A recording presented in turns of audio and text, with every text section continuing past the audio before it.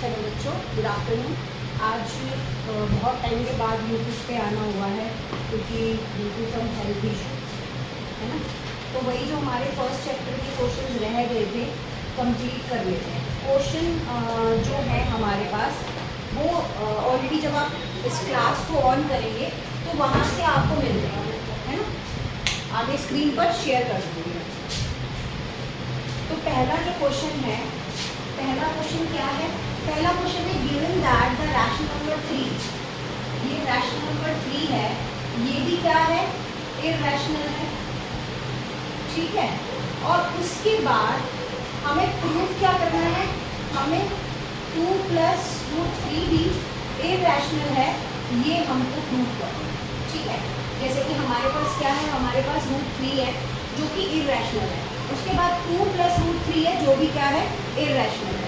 तो यहाँ पर क्या है? सबसे पहले क्या लिखेंगे? सपोज या लेट कर लेते हैं, लेट कि 2 + √3 इज ए रैशनल, क्या है? Is a rational. तो वही होता है, क्या मानेंगे यहाँ पर? 2 + 3। अब आपको पता है जो रैशनल नंबर होता है वो हमेशा न्यूमिनेटर और डिनोमिनेटर की फॉर्म में होता है। तो ये क्या हो जाएगा? a + b। तो जो b होता है वो नॉट इक्वल्स टू 0 होता है, जो b होता है वो क्या होता है? Not equals to 0। अब ये जो 2 + 3 है, इसी तरह से √3 भी क्या है? इररैशनल है। √3 भी क्या है? इररैशनल है। तो a + b माइनस अपॉन में 2। अब यहाँ पर क्या करेंगे? यहाँ पर ये करेंगे कि √3 जो है वो यहाँ रह जाएगा, ये b, a - 2b, यहाँ पर 1 मान लेंगे, इसको इससे मल्टीप्लाई करेंगे, फिर क्रॉस मल्टीप्लिकेशन हो रही है और नीचे b आएगा। 1 को b से मल्टीप्लाई करेंगे b, a को 1 से मल्टीप्लाई किया a, और ये 2b। अब यहाँ पर क्या रहेगा? यहाँ साफ पता चल रहा है कि √3 जो है वो क्या है? Is a rational, is a rational number. और जो हमारा a - 2b अपॉन में जो b है ये भी क्या है? Is a rational number, is a rational number. Contradiction है इसके बीच में हमारे पास, क्या है? कॉन्ट्राडिक्शन है कि कोई भी चीज़ क्या होती है? वो इररैशनल, जो √3 होती है वो कभी भी रूट से पूरी बाहर नहीं आती, और जो भी कॉन्ट्राडिक्ट होती है वो क्या होती है? वो, तो ये क्या है? It is a contradict statement, contradict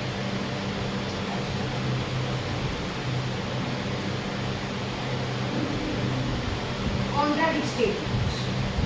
बस इतना लिख के आप इसको छोड़ सकते हो। इसके आगे आपको लिखने की कोई जरूरत नहीं है कि ये अजम्पशन हमारी कॉन्ट्रडिक्शन है, ये वो, ये सब ऐसी बेकार में बोला जाता है। आप इतना भी एग्जामिनर को प्रूफ करके आओगे तो एग्जामिनर आपको मार्क्स देगा। ये क्वेश्चन सिर्फ एक ही आना होता है एग्जाम में, इससे ज़्यादा आना भी नहीं होता, बट फिर भी क्या करें, करना पड़ता है। नेक्स्ट क्वेश्चन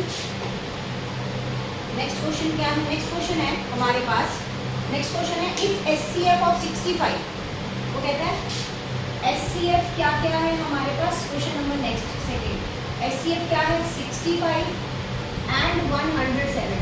HCF क्या है हमारे पास? 65 एंड 170, ये दो HCF, ठीक है। तो पहला एक्सप्रेस किस फॉर्म में करना है? इसको एक्सप्रेसिबल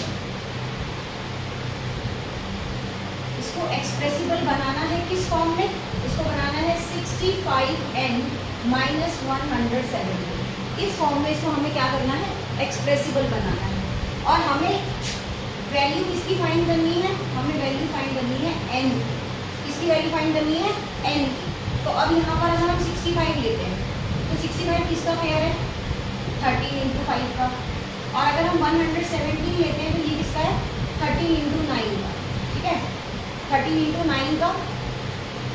और 9 को भी हम और आगे तोड़ना चाहें तो 13 = 3 = 3, 13 = 3 की पावर 2, इस तरह से हम लिख सकते हैं।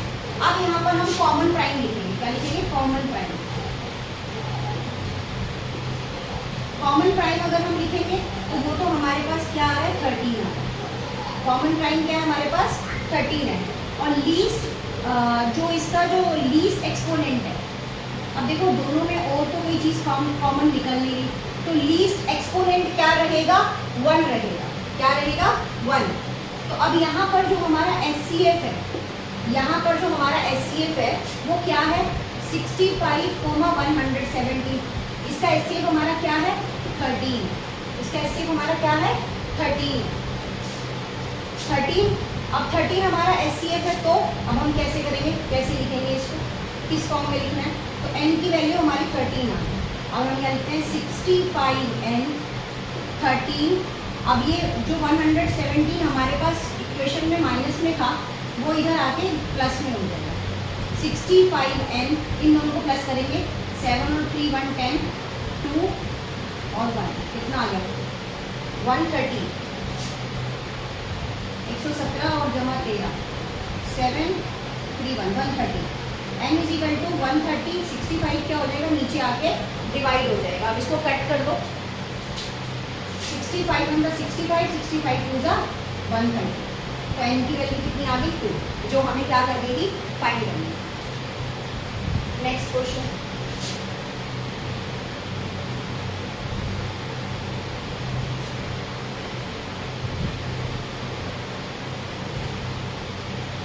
नेक्स्ट क्वेश्चन क्या है हमारे पास, नेक्स्ट क्वेश्चन है यहाँ पर हमारे पास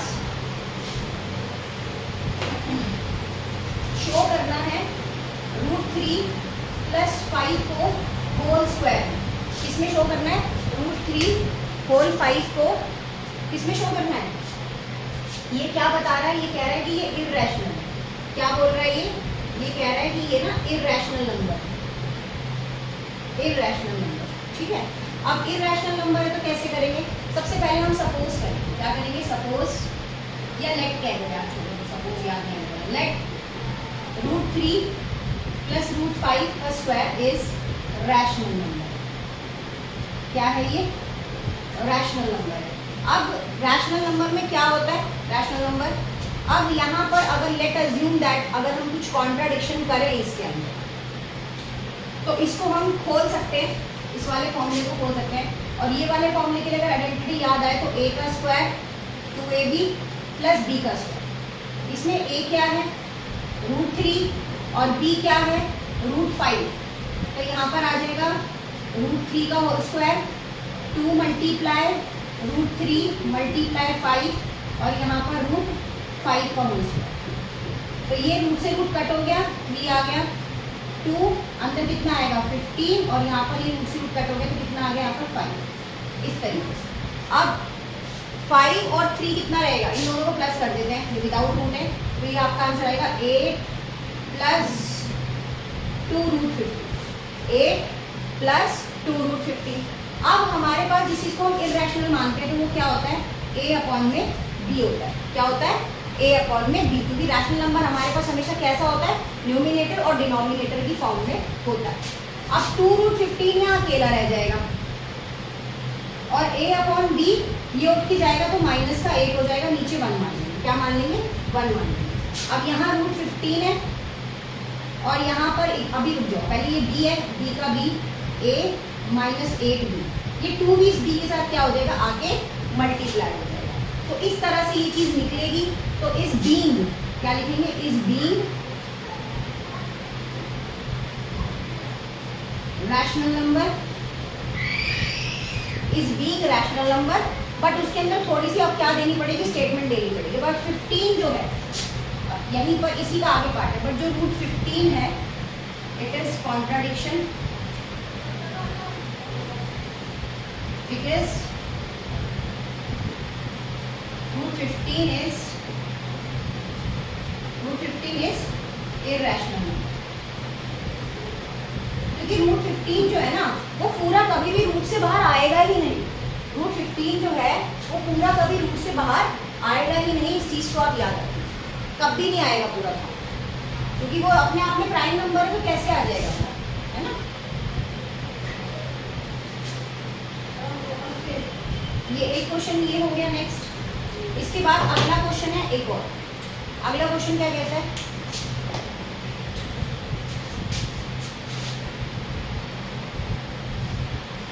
नेक्स्ट क्वेश्चन क्या कहता है, नेक्स्ट क्वेश्चन कहता है कि हमें SCF किसका निकालना है? 612 एंड 1340। किस मेथड से निकालना है? मेथड है हमारे पास prime factorisation method, prime factorisation method. ठीक, अब यहाँ पर 612 का निकालते हैं एलसीएम। 612 का एलसीएम निकालेंगे तो 2 से निकलेगा, 2 3 जा 6, 1 इधर चला गया, 2 5 जा 10, 2 6 जा 12, हाँ 2 1 जा 2, 2 7 जा 14, 2 8 जा 16, 2 8 जा 16, 2 9 जा 18, 2 9 जा 18। देखो शायद हम गलत तो नहीं है, 2 3 जा 6, ओके सॉरी यहाँ गलत है, ना जाने की 0 है, 16, 2 6 जा 12, 2 1 जा 2, 2 5 जा 10 और 2 3 जा 6, 5 3 जा 15, 3 5 3 5 जा 15, 3 1 जा 3, फिर 3 1 जा 3, 3 7 जा 21, 17 1 जा 7, अब पूरा हुआ। उसके बाद अगर हम नेक्स्ट करते हैं यहाँ पे, अगर हम नेक्स्ट 1314 का करते हैं तो कैसे निकालेंगे प्राइम फैक्टराइजेशन मेथड? बताओ जल्दी से, कैसे निकालेंगे? इसका है कोई तरीका निकालने का? बताओ, इसका भी तो कोई तरीका होगा निकालने का कि नहीं?